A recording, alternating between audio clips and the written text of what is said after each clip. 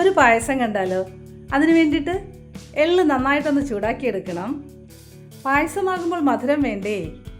വേറൊരു പാത്രത്തിൽ മധുരത്തിന് ആവശ്യമായ ശർക്കര ചേർത്ത് കുറച്ച് വെള്ളമൊഴിച്ച് നല്ലതുപോലെ ഒന്ന് തിളപ്പിക്കണം. നല്ല ക്വാളിറ്റിയുള്ള ശർക്കര ആയിരിക്കണം. ചൂടാക്കിയ എള്ള് കൂടി ചേർത്ത് നന്നായിട്ടൊന്ന് മിക്സ് ചെയ്ത് കുറുകിയ തേങ്ങാപ്പാൽ കൂടി ഒഴിച്ച് വീണ്ടും ഒന്ന് മിക്സ് ചെയ്യണം. പായസമാണ്, ഇടയ്ക്കിടയ്ക്ക് മിക്സ് ചെയ്തുകൊണ്ടേയിരിക്കണം, അല്ലെങ്കിൽ അടിക്ക് പിടിക്കും. ഫ്ലേവറിന് വേണ്ടിയിട്ട് കുറച്ച് ഏലക്കാപ്പൊടി കൂടി ചേർത്ത് കുറച്ച് നെയ്യ് കൂടി ഒഴിച്ച് വീണ്ടും ഒന്ന് മിക്സ് ചെയ്യണം. നെയ്യിൽ ഫ്രൈ ചെയ്ത കാഷ്നട്ട്സും ഉണക്കമുന്തിരിയും കൂടി ചേർത്താൽ പായസം റെഡിയായി. ഒന്നുണ്ടാക്കി നോക്കണേ, അടിപൊളിയാണേ. വീഡിയോ ഇത്രയേ ഉള്ളൂ. ഇഷ്ടപ്പെട്ടാൽ ഒന്ന് സപ്പോർട്ട് ചെയ്യണേ. പ്രകൃതി ഭംഗി ആസ്വദിച്ചുകൊണ്ട് പായസം കുടിക്കാൻ സൂപ്പറാണേ.